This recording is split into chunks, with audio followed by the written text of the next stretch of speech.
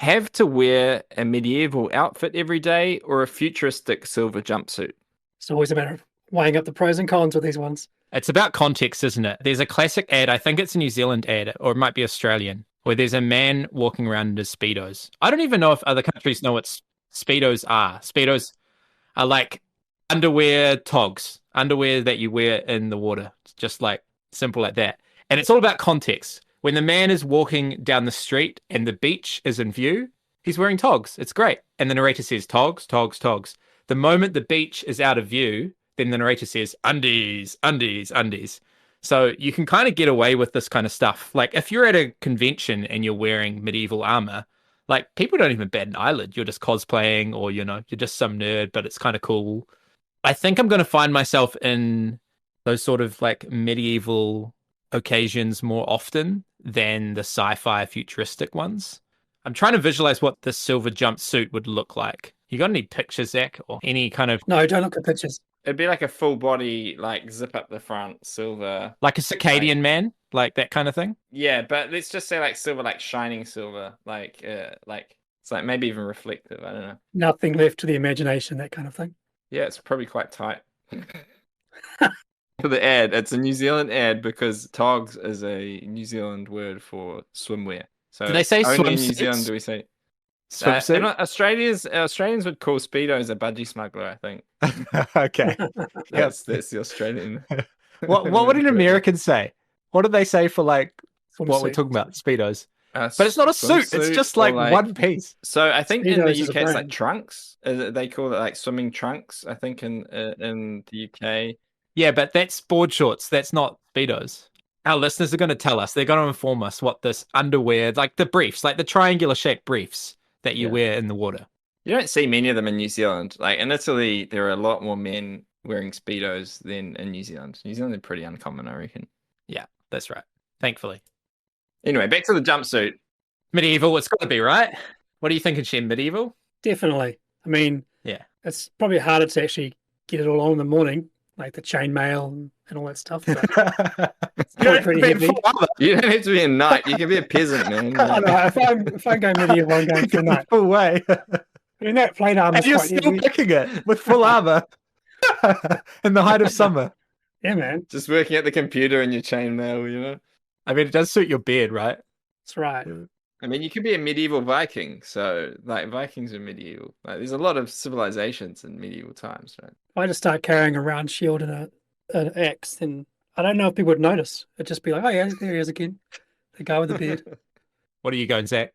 Well, I'm going the silver jumpsuit, and I'll tell you why. No doubt. Because if it's a futuristic silver jumpsuit, I reckon it's got like thermal capabilities. So it's like you're not too hot in summer and you're not too cold in winter. Like this is a futuristic jumpsuit. It's futuristic. It's like from the future, man. So I reckon it'd be comfortable. You'll look a bit. I think you'll look more weird in a way. I think if you're wearing medieval stuff, people are just like, oh, this guy's going to a dress-up party, or like I don't know, they're going to a medieval fair or something like that. I think it's more normal. Like if someone sees you dressed up in medieval stuff, than like a bright, shining silver full body suit.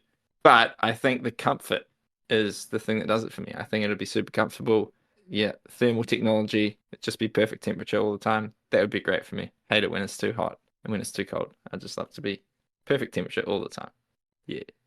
Overrated. Getting my sword and my shield. Yeah. Shem's actually like, can we just do this? Like, I wish. Yeah, that's my thing. Yeah. All right. Welcome to the Lens and Veil podcast. Join Shem, Sam, and Zach as they share their top 10 games. In this episode, covering games 5 to 1.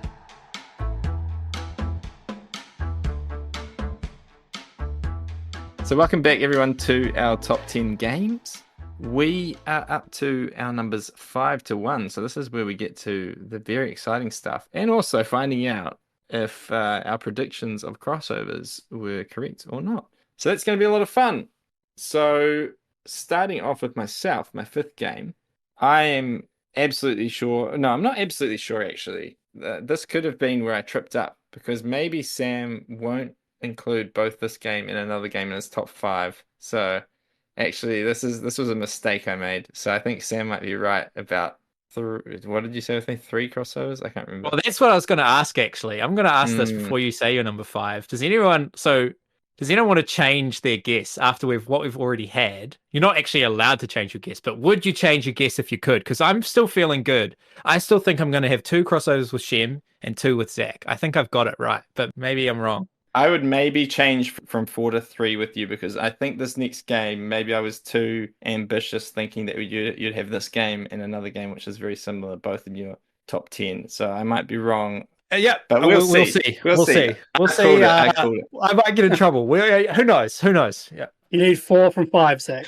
So game number 5 on my list is Gaia Project. Gaia Project is kind of like based on the Terra Mystica system in a space theme, space setting, but it's also got this very different thing around like the map and how movement on the map happens because you just can't build in the middle of space. You have to find another planet. And also the research tracks where there's these, in Terra Mystica there's the cultist tracks, but they don't really do much. I mean, you get some stuff from them, but they give you points. But then in Gaia Project, these tracks are tech tracks, so they actually like improve your actions and make you be able to do things better.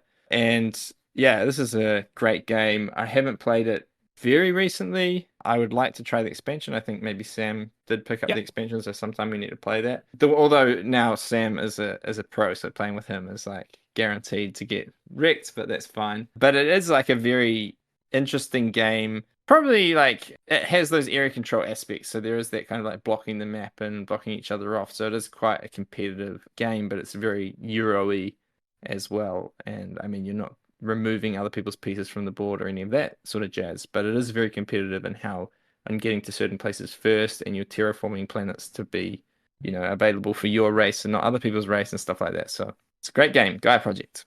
I have logged 62 hours of the game on Steam. It's a great implementation of the game, and yeah, I think it's quite cool. It's a cool game. Yep, that's all I'm going to say.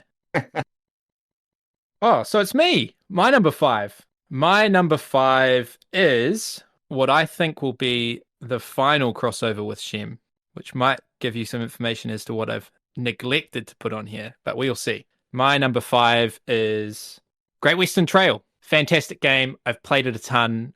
Every time I play it, it's just so Moorish. I could just keep playing it. And I think that's the theme for the Euro games that I've put in here in my top 10 are the ones that I still have things that I want to explore with these games. And I think that there's still more depth and, well, all of them have depth, all of the Euros I like, but there's still so much more depth and there's so much room for agency and expression and exploration of different paths.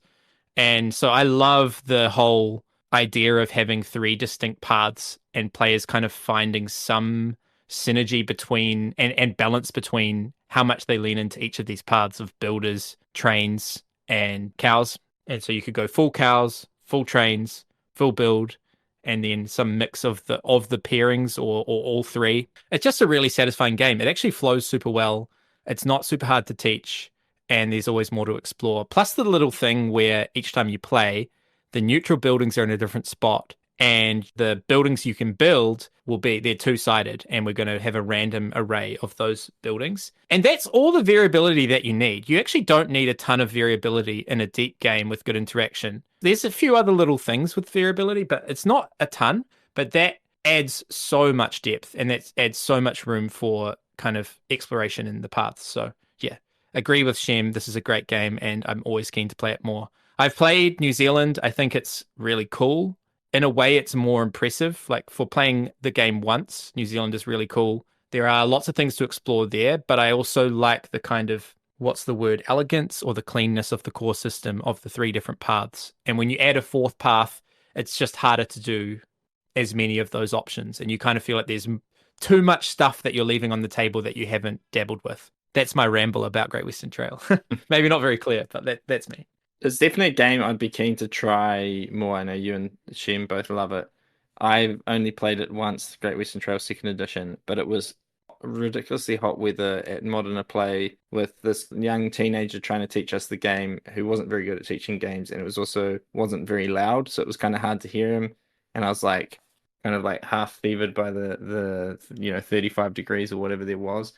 And so I wasn't blown away by it. But I feel like I probably need to play it again, give it another go in kind of a better context with people who know the game better, and I might be able to form a better opinion. Well, my number 5 is breaking the trend of resourcey Euro games on my list. And this is one that I've played a fair bit with Sam, actually, and also a lot solo, two-handed solo. And I've probably played, well, it's a campaign style game. So I think I've played about 6 campaigns, which is about 10 to 13 games per campaign if you win, if you carry on. And this is Lord of the Rings Journeys in Middle Earth, which in my mind does what it does the best out of all the games that do this kind of thing. There are a lot of games, especially from Fantasy Flight, old school style Fantasy Flight games, which do this. You've got Descent, you've got Imperial Assault, you've got even the Cthulhu card game, I forgot what it's called, a bunch of other games, card games that do this style of thing, where it's essentially you've got like trying to overcome things through skill checks, is how I guess I'd say it. So there's often a check for something, try and win the check, try and mitigate the losses, and carry on and try and, dungeon crawl style kind of game. And it has been done a lot. And with Descent, they tried to implement an app and it really did not work. Imperial Assault almost worked with the app, but the map movement was still quite iffy. And you always had questions about would the bot really go here, would the enemy go here or not. With Journeys of Middle Earth, they designed the game from the ground up with the app. And for that reason, it works every single time. There's never been a question about, oh, but where will this orc go? There's 2 options. It's always very obvious. The app just really does a great job of facilitating the game like a DM would in a roleplay game. So there's also so many cool things in this game. But really, I guess the shining part, other than the app working, is just the card system. It's very simple. You start with a deck of cards made up that are, I think there's like 5 basic cards. You've got some cards that tie to your character and some cards that tie to your role, the kind of, if you're a thief or a ranger or whatever it might be. And then you shuffle that deck together. And then as you progress through the campaign, you have the opportunity to spend your XP, your skill points, whatever they are, to upgrade your deck, get more better cards and filter out stuff. And you can really lean into more like try and get cards that give you more likelihood of success when you do checks. Or you can try and lean towards cards that give you more exciting plays where like, oh, if that card comes out at the right time, it's going to do that cool thing. And there's all the synergies between the different characters, the different skills and styles. And yeah, it's a great time. We've played it, I think, Sam, 2 or 3 campaigns with you and Luke. Yeah, 3 campaigns. Yeah. 3 campaigns. Yeah. I think, was it over 3 Christmases or I can't remember. Yeah, I've got a question for you with this game. And first I'll just say what I think. This game, when I first played it, it didn't wow me. And even if I were to explain it, I couldn't explain it in a way that would point out all the really cool stuff. Like there's nothing that I would point to in this game that think, oh, this is absolutely amazing. But something about this game makes it incredibly Moorish. And I think that's quite rare. Like there's a lot of campaign games that maybe do wow me, but then they end up on my shelf and I don't play them. And this one I wanted to keep playing. What do you think it is about this game that is Moorish? What's so good about it? Because I find it hard to point out one thing that's great, if that makes sense. But it is just so compelling. Yeah, it's the clean systems that really make it shine for me. So there are so many games in the last 5 to 10 years or even more recently that are these big, gross campaign games. Aeon's Trespass, even Gloomhaven, to be fair. Like so many games that offer this massive campaign, and to read the rulebook is like, ugh, I don't remember all these rules. It's going to be a lot of work. This game is not like that. It's very simple to run. There's often, I think, 3 different actions you can take, which is like move, attack, and I'm blanking on the last one. But it's very simple, and it just allows space for creativity as a player, I think, is part of it. Yeah. So you get to the fun straight away. It's challenging, but not too hard. I think we've had... Oh, that mission Yeah, I think we've had ones where we've lost in the last game or whatever. The final boss, yeah. Yeah. There were some issues we found on with our last plays where the ramp of our power felt a bit off, where we felt like kind of good, like, on track, and then suddenly we were like way too strong. And then we still lost somehow. So there's some things that aren't perfect in the game, but the overall experience for me has been outstanding for this game. Yeah, I agree. The overall experience and my memories of it is so, so good. I think it might have just been surpassed now as my favorite Lord of the Rings game, but I still think it's a very good pick. Yeah. Let's say the first, and I think, that's why I said only one with Shem, I think only crossover between all 3 of us, and that is my number 4, Cooper Island. So this has hit the top 10 for every one of us. So maybe if you're listening to this podcast, you should check out Cooper Island because it is flipping amazing. It is such a cool game, and there's some things that I love in games. So Harmony's made my top 10. One of the reasons it made my top 10 is because I like building stuff. I like building my little thing in front of me, my little tactile experience of like placing stuff on top of other stuff. Now it's like Cooper Island has like got that, but like in a really heavy Euro game, which is like an epic, like heavy Euro game. And I like heavy strategy games, but it's still got that nice little tactile element that I get to build up my little island, put my things on top of each other, and get more resources because it's higher up and all that kind of stuff. So it's just so cool, and the way that points are scored, like how it's your little ship moving around and you get bonuses, like it makes. I mean, we talked about it in the podcast, so if you listen to that podcast, but it makes point scoring fun. It does just some things just so brilliantly. It deserves much more praise than I think it's had, and so yeah, it's been on all of our top tens, and that's my number 4, Cooper Island. We're just the ambassadors. We're carrying the torch for Cooper Island. Yeah. Like, let's go. Hey, Shem, though, I sort of felt it was our game, and now this guy likes it more than us. Like, what? Yeah, well, yeah. No. Doesn't mean Okay, I like it sure. more than you. I just Yeah. haven't played as many games, so it's higher in my top 10. Great pick. My number 4 is the final game of the why have I not put this in my top 10 before kind of crowd.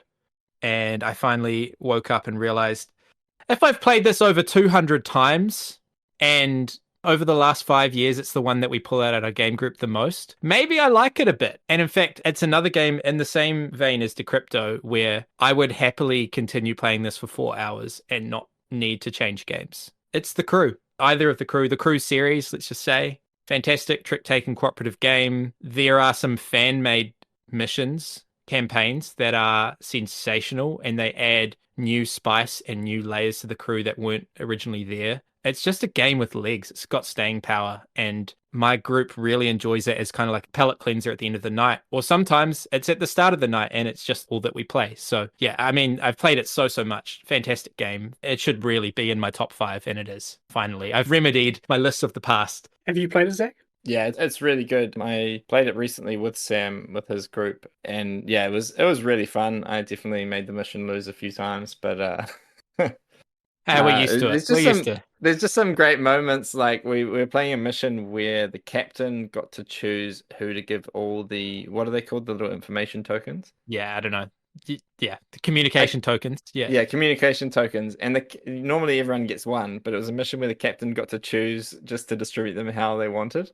And it was just hilarious. Like after we lost a couple of times, just who was the captain be like, no, you're not having any communications tokens. It's not worth giving them to you because your communications make us worse. It's just hilarious. Some of like the meta gaming that goes on. So I think it's really good, really clever. What do you think of it, Shem? I've played it like maybe 3 or 4 times, I think. It's hard to remember, but it's good. I didn't love it. It kind of falls in a category for me where I would probably like it to be a smaller campaign, like 10 to 20 levels. I thrash it over a weekend and then I'm done with it. And then I'd probably have a great experience. I would remember it fondly. Much like my island, any kind of smaller campaign game I can play with my family, then I would really enjoy it and probably would be my top 10. But the fact that it's this game of, 100 or so scenarios. Yeah, there's 50 in each of them, 50, yeah, but then you can keep playing, I don't want to play it 50 times, and I kind of want to just play the best version of the game, so can you tell me which chapter I should play? That's my kind of feelings on these kind of games, where they give you too much variety, that it's like, well, I'm not going to play it that much, so do I get to experience the full game, or do I only get to taste of it? And I kind of don't want a little taste if I can't do the whole thing, if that makes sense. So yeah, I much prefer a smaller contained package for this, but I get its appeal. Like for people like yourselves who have regular game groups, that you could play this over the course of a year, play it twice a night, once a week or something, then it's great for that. But no, it was good, but didn't really wow me, so I have no desire to play it 50 times. Fair enough. Yeah. It's also like it's the fact that it's cooperative as well. So it's kind of like it creates a certain, or requires a certain kind of group, I guess, to make it work well. Yeah. And for me, this kind of game, I would play with my family more often, and this game wouldn't go down well with my family. So that's why I wouldn't play it. Cool. Well, my number 4 is getting back into the Euro systems and the Euro normalness of my list, and that is Underwater Cities, especially with the expansion thrown in. I haven't tried the new expansion. I did see someone selling it recently, so I was tempted. We need to jump on that. Yeah, but no, this is a really, really great game. This falls into that category of a game where the first time I played it, I thought, I wish I had designed or published this game. Like, I would have published it. 100%. there's another game that will fall into the list soon. And yeah, this is just a really great Euro game. If you're new to Euro games, I guess, which is probably rare for anyone listening to this podcast, but if you are, this is a great example of like a very good Euro that you can jump into. There's not too much rules overhead. Definitely less rules than what you get out of it in terms of depth and replayability. So great game. And you can listen to our podcast episode about Underwater City. Absolutely. The card play, the engine building, the tactile nature of it. So, so good. I'm now a bit stumped because I think I know what your 1 and 2 are. And I was expecting this might be 3. And I'm starting to wonder what is your number 3? Or what is the game that I haven't thought of for you in that list? So I'm really intrigued to find out what it is. I have an idea. I might be wrong. We'll see. All right. So my number 3 is going to be my second crossover with Sam. And I feel kind of bad about this one because we put out a thing in the newsletter recently and I said, I think it was best game played this year was Ready, Set, Bet, but that's my number 8. And this game I played this year. And it's a crossover with Sam and it is Tichu. And the reason why it's so high on my list is because I really loved 500 growing up. I really loved 500, the 2v2 trick-taking game, but I've kind of grown out of that. And so for several years, I haven't really been playing, I haven't played it, and I'm not necessarily interested in playing it either. I'm not quite willing to commit to playing Bridge, where it's like much more serious. Like it's the serious pro version of like 500. 500 is like a really simplified Bridge, basically, I think. But Tichu kind of scratched that itch of like 2v2, so semi-cooperative. You're cooperating with your teammate versus the other two. You are trying to like win the cards. It's not a trick taker, it's a card shedder, but like you're trying to win the points. There's kind of that bidding element in the whether you call Tichu or not. And although I've only played it once, as I said, we played so many hands of that game because it's like you have to get to, what was it, 1,000 points? Like it takes you a seriously long time to get to 1,000 points. We were playing it for like 2+ hours probably. I don't know. It seemed like that. So we played so many hands and I just like found myself enjoying it so much and I would really like to play it more. And yeah, so the reason it's so high on my list is because I feel like 500 is historically a game that was important to me and would have been high on my list. But now this is kind of like the game that's replaced that, where it's like, I love that 2v2 card game kind of feeling, and Tichu, I think, is the one that could take that spot for me. So Tichu is my number 3, and it's my second crossover with Sam. Love it. We need to play more. We need to bust it out, maybe over summer. Yeah, so good. Get some Tichu nights. So my number 3 is perhaps the game design that impressed me the most from a design point of view for its ambition. And it was the game that I don't think I've ever been more excited to try a game than this one after reading the rulebook. And it's also part of the reason why Cosmic Encounter went to number 9. And it's funny, actually, the meaning of this title is pretty much Cosmic Encounter. It's sidereal confluence. It's a synonym for Cosmic Encounter, sidereal confluence, a meeting in the stars, I guess. And this is a game with a crazy degree of asymmetry. There's only 9 factions, but they are incredibly well designed and crafted and nuanced. And each faction will alter how every other faction will play and interact with them. It's a game with this open trading phase. And the game designers basically say, how creative can you be with your trades? You can have binding trades over multiple rounds. You can have 3-way trades. I give something to Shem, who then gives something to Zach, who then gives something to me.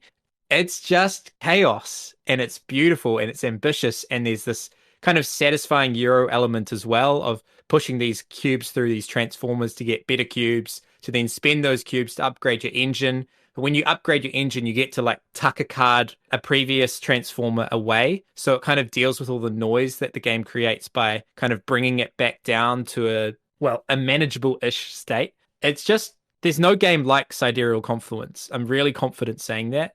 And it creates this very, very unique experience that, it's the kind of game where if I play it once in a year, it's a great year.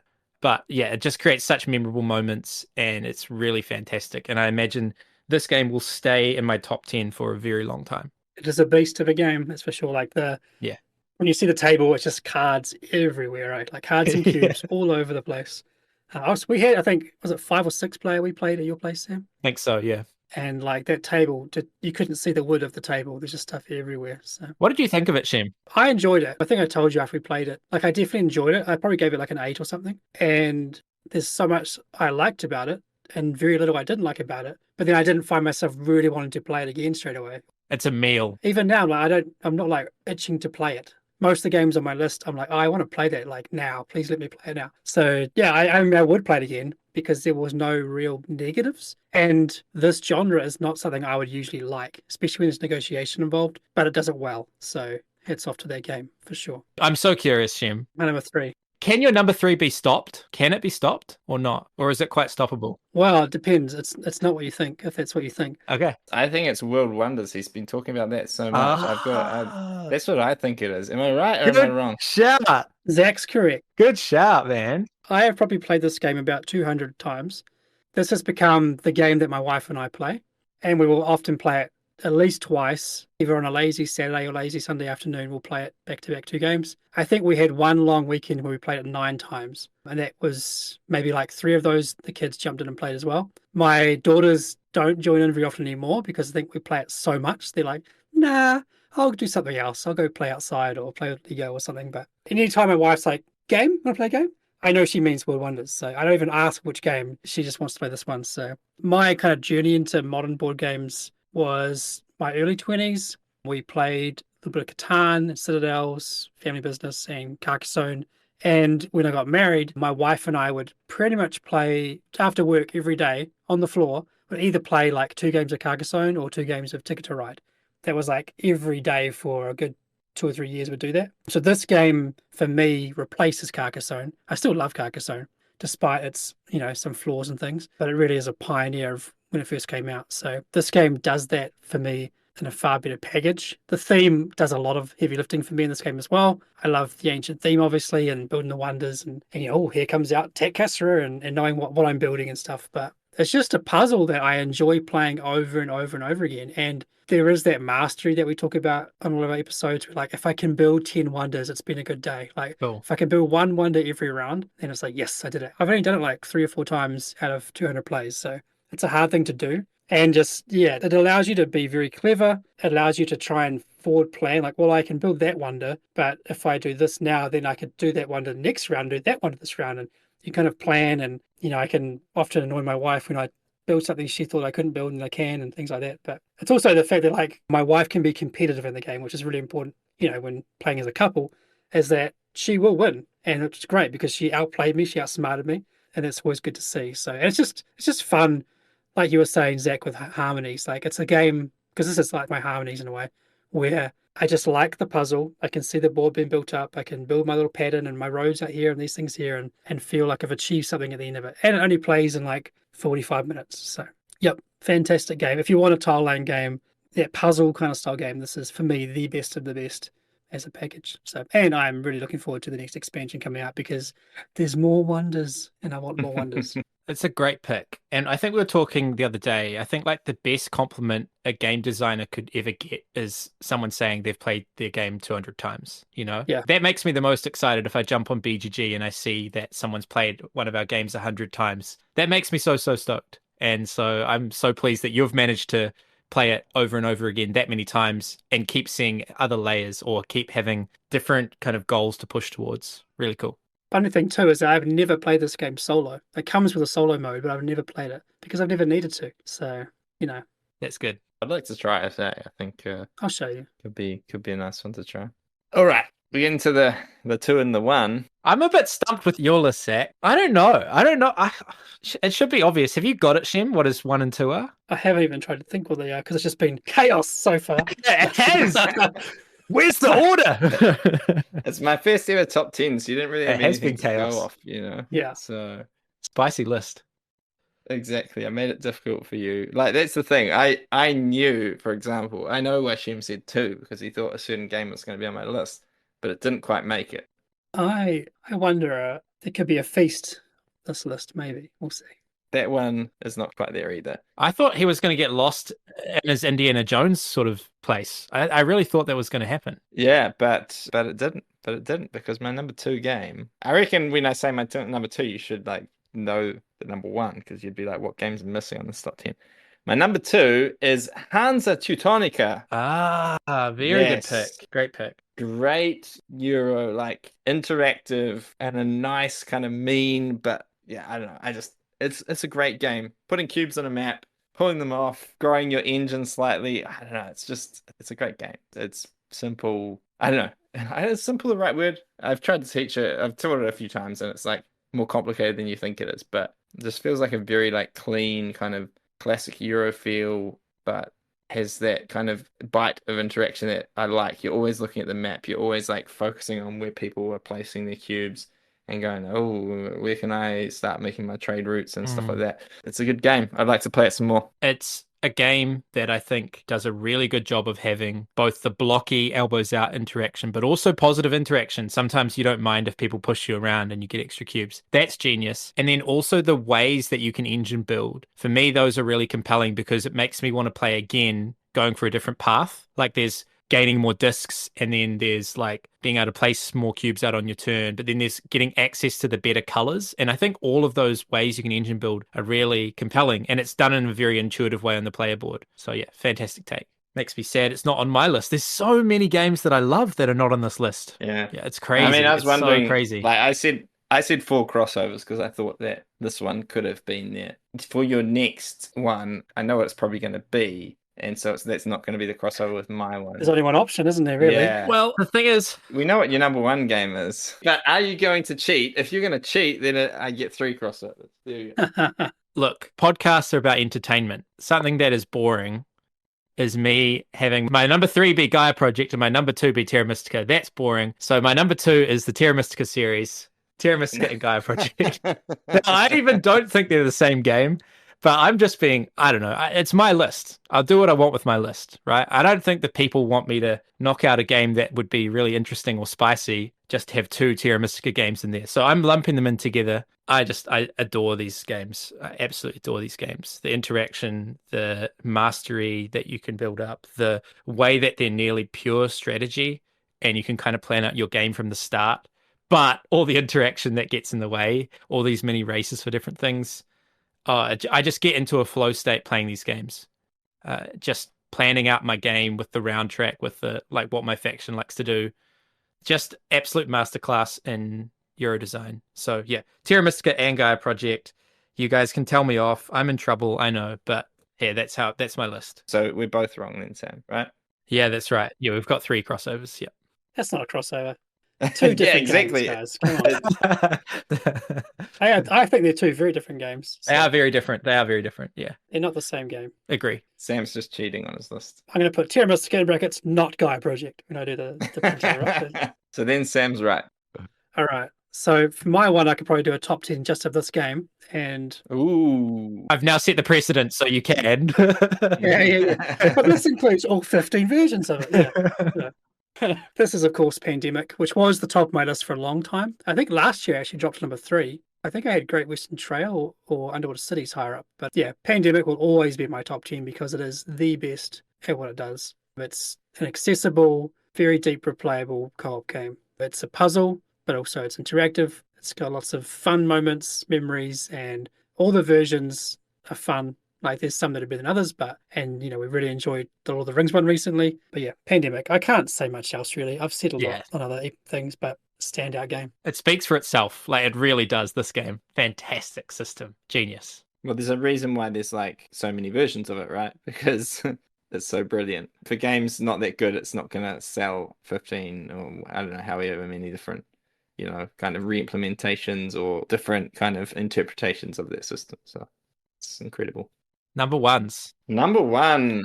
Can we try and guess? I mean, mine and Shem's obvious. I think you can guess this one. This one's easy. Come on, man. Have you got it, Shem? No idea. Monopoly? I'm just going to be like, oh, of course, when you say it. I don't know. I actually don't know. I'm going to, hang on, just give me a second. Give me 2 seconds. You can look at my BGG ratings. No. I'm looking at our draft that we did. Spirit Island or Slay the Spire? I'm going to Slay the Spire. Oh, is it Slay the Spire? Oh, yeah, there we go. Yeah, okay. Slay the Spire. Slay the Spire is my number 1 game. You got there. I mean, we just did a podcast on it, so you can hear me talking about it and saying how much I like it. So if you listen to that, Slay the Spire is just, I mean, like the video game has a lot to do with it because I just love the video game so much. But I've played. There we go. Also, we had on our list. I think Sam had 2 games that Sam gifted to him. This is the second game that Sam bought me as a present. So the first one was Hegemony, and then Slay the Spire. I have more games that Sam bought for me, so I win that one. I think did I get you Hansa, Sam? I can remember. Or an expansion to Hansa, you maybe. might have. Yeah. So Slay the Spy, obviously I've played the video game a lot, but I've played this the board game a number of times, and what I love about the board game that isn't in the video game is the ability to play it cooperatively. And so played it a couple of times with Sam and Shem for the podcast, but I've played it with my brothers. I just really like the deck building. I also like the in-person being able to like look at your deck physically. You can do that on the video game of like opening up and seeing all the cards that you have. But just being able to look through your cards, I don't know, just the tactile element means that the board game for me is worth it. And I will play the board game, not solo. I will play the video game solo, but I will play the board game with other people and I think it's great. I probably at some point will pick up the expansion when it's out, which will give more characters to play with and stuff. So we'll see. I'll have to see how much I get it played between now and then to see if it's worth it. Because at the same time, even though there's some games I really like and I'm really interested in, if I'm not going to get them played, it's kind of like for me, it's like, well, what's the point, you know? So I'll see how much I get it played. If I get it played a decent amount, then I'll probably pick up the expansion as well. But definitely, really love Slay the Spire. That's my number one, and we'll see if we continue doing this in the future, whether it will stay there. Yeah, I should have picked it. I should have guessed that. Well, my number one is no surprise. It is Bridge. I love the fact that I could go nearly anywhere in the world and 3 to 5 nights a week, I could go down to a local club and play this game. And there'll be people there playing it. And it's just their lifestyle game. And if I could only play one game for the rest of my life, I'd be very sad, but it would be Bridge. Hands down, it's a game that rewards you the more you play. The skill ceiling is incredibly high. The debriefing with other people about all the different hands that you had, getting to play the same hands as everyone in the room creates these really cool moments of discussion and debrief and stuff like that. The competitive side of it is incredibly robust, and it scratches an itch that I don't really look for in board games. I don't really try to play super competitively and try hard to win very often, but with Bridge, it's slightly different. It feels a bit more like a sport. Anyway, I'll probably bore you. I love this game. There's so much depth, and I enjoy meeting lots of people playing this game because as we get a bit older, we don't make as many new friends. So Bridge has been a really cool way also to make new friends. So yeah, fantastic game. Are most those friends over 70? Sorry, had to confirm something, right? Yeah, there you go. Keep going.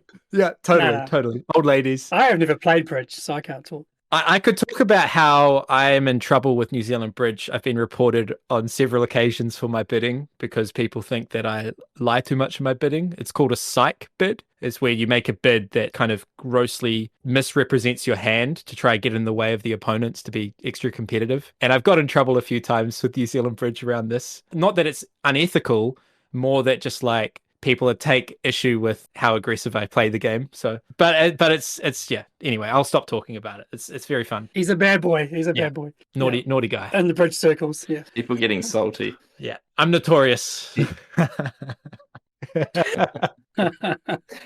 All the nanas are like, man, he's a bad boy. You did tell me though that like you went to a tournament and the people who came first were like young people, right?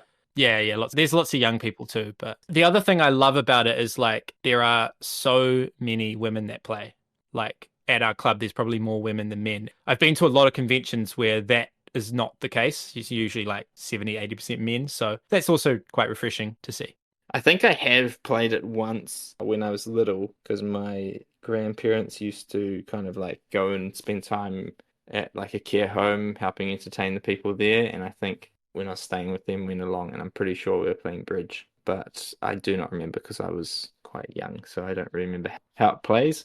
But yeah, from what you've told me, I kind of understand a little bit, and 500 is kind of a simplified cousin in some ways. So yeah, I'm sure I would enjoy it, but I also don't necessarily want to dive into that deep end because it feels like it's quite engrossing. That's right, and it probably does require a dive to enjoy it more. So yeah, I totally understand that. Well, my number one will be, no surprise, it is, of course, Kingdom Death Monster.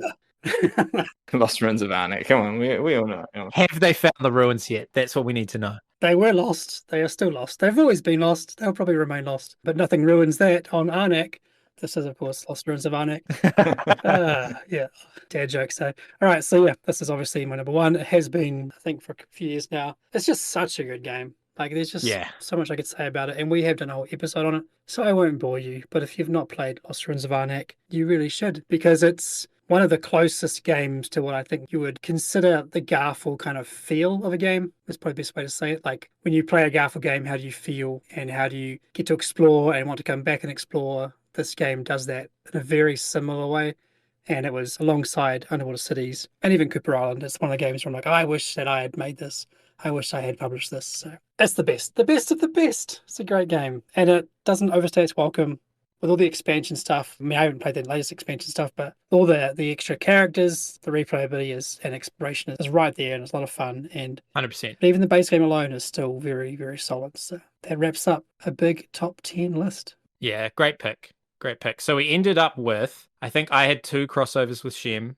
That was Cooper Island and Great Western Trail.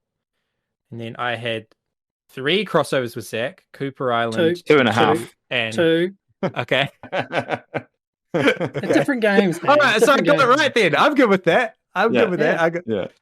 two or 3 crossovers with Zach. And then Zach and Shem, you had just the one Cooper crossover? Island. Cooper Island. So Yeah. Cooper Island was the 3-way. That's really interesting. There we go. Well, get in our Discord channel and tell us why our top 10s are wrong or right. Maybe they're right as well. We'd love to discuss about it and, have a chat about games that we love. We hope you've enjoyed our top 10 countdown, but we'd love to hear from you.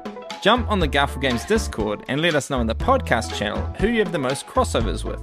Let us know what games make up your current top 10 list.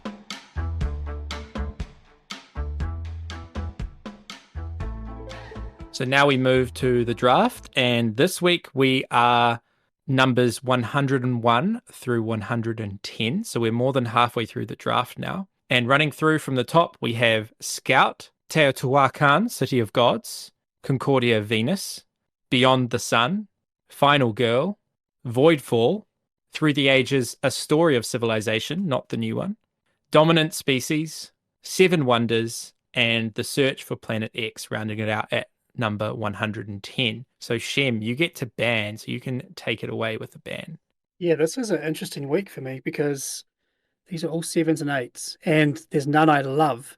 So like if I knock out one I love, or you take one I love, or don't love, I guess really, they're all kind of similar to me. So which game do I ban? Which games do you guys like is the question. It's not a week that I'm like super stoked to be first. I'll say that much. There's not one that I must have. I'm going to take out one which doesn't seem like it quite belongs with these 10, and that is Scout. I'm going to knock out the card game. Oh, Sam's upset.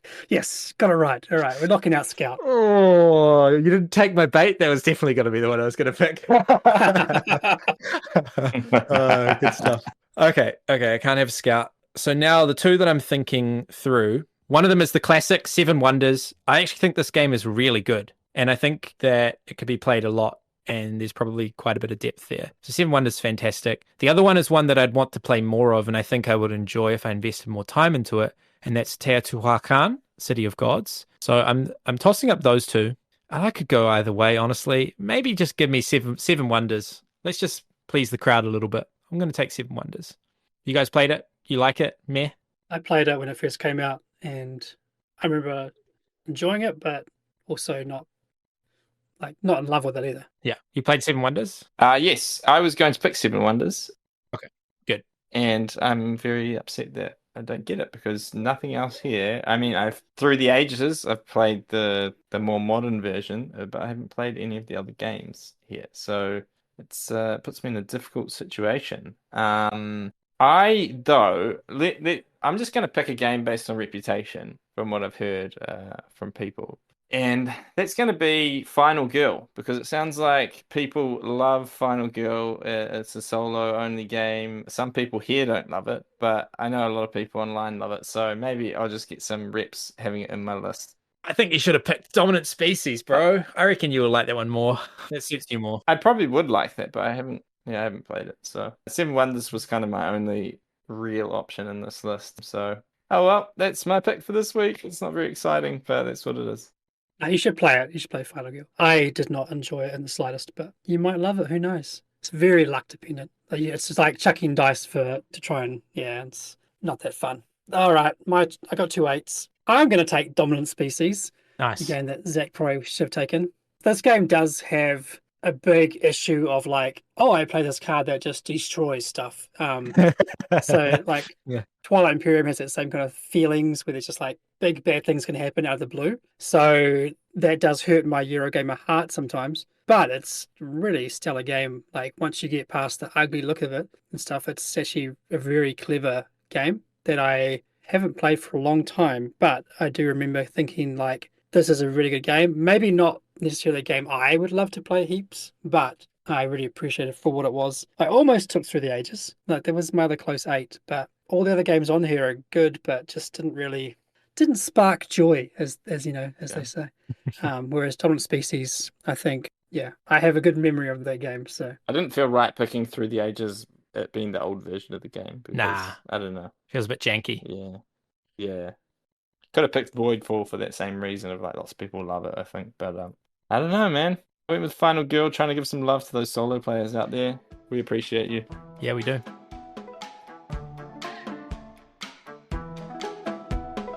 Thanks for listening to the Lens and Bale podcast. This podcast is brought to you by Garphill Games. You can follow Garphill Games on Facebook, Instagram, TikTok, Blue Sky, X, and YouTube by subscribing to our newsletter at garphill.com or by joining the Garphill Discord server.